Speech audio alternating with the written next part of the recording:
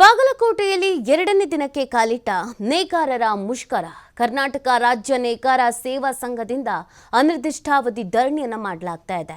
ಕೆಎಚ್ಡಿಸಿ ಕಚೇರಿಯ ಆವರಣದಲ್ಲಿ ಅಹೋರಾತ್ರಿ ಧರಣಿಯನ್ನ ಮಾಡಲಾಗ್ತಾ ಇದೆ. ರಾಜ್ಯ ನೇಕಾರ ಸೇವಾ ಸಂಘಟನೆಯ ರಾಜ್ಯಾಧ್ಯಕ್ಷ ಶಿವಲಿಂಗ ಟರಕಿ ನೇತೃತ್ವ ವಹಿಸಿದ್ದಾರೆ. ನೇಕಾರರಿಗೆ ಕಟ್ಟಡ ಕಾರ್ಮಿಕ ಸೌಲಭ್ಯ ಒದಗಿಸುವಂತೆ ಆಗ್ರಹಿಸಿ ಹೋರಾಟವನ್ನು ಮಾಡಲಾಗ್ತಾ ಇದೆ. ಕಾರ್ಮಿಕರ ಮಕ್ಕಳಿಗೆ ಸಿಗುವ ಸವಲತ್ತು ನೇಕಾರರ ಮಕ್ಕಳಿಗೂ ಕೂಡ ವಿಸ್ತರಿಸಬೇಕು ಅಂತ ಒತ್ತಾಯವನ್ನು ಮಾಡಿಕೊಳ್ತಾ ಇದ್ದಾರೆ. ಕೈಮಗ್ಗ ಜವಳಿ ಇಲಾಖೆಯಲ್ಲಿ ನಡೆದಂತ ಅನುದಾನ ದುರ್ಬಳಕೆಗೂ ಕೂಡ ಖಂಡನೆಯನ್ನ ವ್ಯಕ್ತಪಡಿಸ್ತಾ ಇದ್ದಾರೆ. ನೇಕಾರರು ಅನೇಕ ಬೇಡಿಕೆಗಳನ್ನು ಇಟ್ಕೊಂಡು ಈ ಒಂದು ಮುಷ್ಕರಕ್ಕೆ ಮುಂದಾಗಿದ್ದಾರೆ. ಹಾಗಿದ್ರೆ ನೇಕಾರರ ಬೇಡಿಕೆಗಳಿಗೇನು ಏನ್ ಕೇಳ್ತಾ ಇದ್ದಾರೆ, ಏನ್ ಬೇಕಾಗಿದೆ ಅಂತ ಧರಣಿ ಮಾಡುವಂತ ನಿರ್ಧಾರಕ್ಕೆ ಬಂದಿದ್ದಾರೆ ಅಂದ್ರೆ ನೇಕಾರರಿಗೆ ಕಟ್ಟಡ ಕಾರ್ಮಿಕ ಸೌಲಭ್ಯ ಒದಗಿಸಬೇಕು ಅಂತ ಕೇಳ್ಕೊಳ್ತಾ ಇದ್ದಾರೆ. ನೋಡಿ, ಒಂದಷ್ಟು ಬೇಡಿಕೆಗಳನ್ನ ಮನವಿಗಳನ್ನ ಇಟ್ಕೊಳ್ತಾ ಇದ್ದಾರೆ. ಸಮಸ್ಯೆಗಳನ್ನು ಎದುರಿಸ್ತಾ ಇದ್ದೀವಿ, ಸಮಸ್ಯೆಗಳು ಇದೆ, ಸರ್ಕಾರದಿಂದ ಅನೇಕ ಸವಲತ್ತುಗಳು ಬರಬೇಕಾಗಿದೆ, ಅನುದಾನ ದುರ್ಬಳಕೆ ಮಾಡಿಕೊಳ್ಳಲಾಗಿದೆ, ಈ ಎಲ್ಲ ಪ್ರಶ್ನೆಗಳನ್ನು ಮಾಡಿ ಇದೀಗ ಪ್ರತಿಭಟನೆಯನ್ನ ಮಾಡ್ತಾ ಇದ್ದಾರೆ. ಸರ್ಕಾರ ಇದರ ಬಗ್ಗೆ ಗಮನ ಹರಿಸಬೇಕು, ನಮಗೆ ನ್ಯಾಯ ಸಿಗಬೇಕು, ಪರಿಹಾರ ಸಿಗಬೇಕು, ಸವಲತ್ತುಗಳು ಸಿಗಬೇಕು ಅನ್ನುವಂಥ ನಿಟ್ಟಿನಲ್ಲಿ ಧರಣಿ ಕೂತಿದ್ದಾರೆ. ಬಹಳ ವರ್ಷಗಳಿಂದ ನಮಗೆ ಅನ್ಯಾಯ ಹಾಕೊಂಡು ಬರ್ತಾ ಇದೆ, ನ್ಯಾಯ ಸಿಗಬೇಕು ಅನ್ನೋದನ್ನು ಕೇಳ್ಕೊಳ್ತಾ ಇದ್ದಾರೆ. ಸಂಬಂಧಪಟ್ಟಂಥ ಇಲಾಖಾ ಅಧಿಕಾರಿಗಳು ಇದನ್ನು ಸರ್ಕಾರದ ಗಮನಕ್ಕೆ ತರಬೇಕು.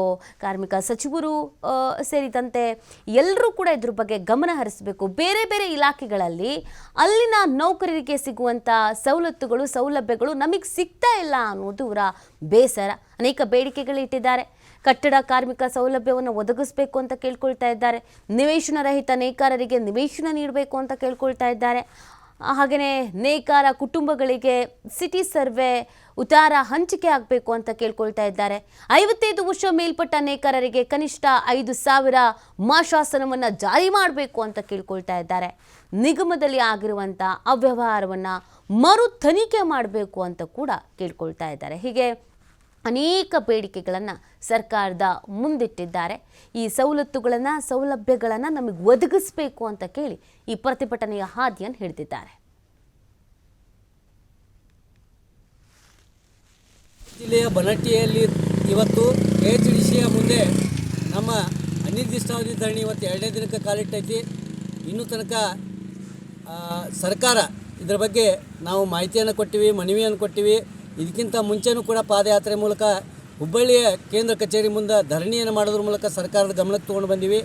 ನಾಳೆ 23ನೇ ತಾರೀಕಿಗೆ ಜಿಲ್ಲಾ ಉಸ್ತುವಾರಿ ಸಚಿವರು ಬನಟ್ಟಿಗೆ ಭೇಟಿ ಕೊಡಾಕತ್ತಾರ. ಅವರಿಗೂ ಸಹಿತ ಇದರ ಬಗ್ಗೆ ಮನವಿಯನ್ನು ಈಗಾಗಲೇ ಕೊಟ್ಟದ್ದಾಗೈತಿ. ಅವರೂ ಸಹಿತ ಈ ವೇದಿಕೆಗೆ ಭೇಟಿ ಕೊಡೋದ್ರ ಮೂಲಕ ನಮ್ಮ ಸಮಸ್ಯೆಗಳ ಬಗ್ಗೆ ಚರ್ಚೆ ಮಾಡಬೇಕು. ಯಾಕೆ ಅವ್ರಿಗೆ ನಾವು ಇದನ್ನು ಮಾಧ್ಯಮದ ಮೂಲಕ ಹೇಳಾಕತ್ತೀವಿ ಅಂತಂದ್ರೆ, ಈಗ 6-7 ತಿಂಗಳಿಂದ ಅವರಿಗೆ ಬೆನ್ನು ಹತ್ತೀವಿ.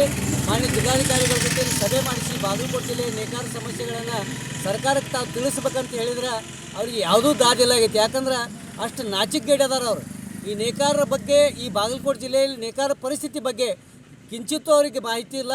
ಅವರು ಬರೇ ಆ ಶರೇದ ಅಂಗಡಿ ಬಾರ್ಗಳ ಕಡೆ ಸಾಕಷ್ಟು ಲಕ್ಷ ಇಟ್ಕೊಂಡಾರ, ಅದ್ರ ಬಗ್ಗೆನೇ ಕೆಲಸ ಮಾಡಾಕ್ತಾರೆ ಹೊರತಾಗಿ ಈ ನೇಕಾರ ಬಗ್ಗೆ ಈ ಜಿಲ್ಲೆ ಒಳಗೆ ಅವ್ರಿಗೆ ಎಳ್ಳಷ್ಟು ಗೊತ್ತಿಲ್ಲ. ಅವ್ರು ಏನಾದರೂ ಇಲ್ಲಿ ಬಂದು ವೇದಿಕೆಗೆ ಅವತ್ತು ಭೇಟಿ ಕೊಡಲಿಲ್ಲ ಅಂತಂದ್ರೆ ಮುಂದಿನ ದಿನಮಾನಗಳಲ್ಲಿ ಅವ್ರ ವಿರುದ್ಧವೂ ಸಹಿತ ನಾವು ನೇಕಾರರು ಎದ್ದು ಹೋರಾಟ ಮಾಡ್ತೀವಿ ಅಂತೇಳಿ ಮಾಧ್ಯಮದ ಮೂಲಕ ಎಚ್ಚರಿಕೆ ಕೊಡ್ತೀವಿ. ಬಾಗಲಕೋಟೆ ಜಿಲ್ಲೆಯ ಬನಟ್ಟಿಯಲ್ಲಿ ಇವತ್ತು ಕೆಎಚ್ಡಿಸಿಯ ಮುಂದೆ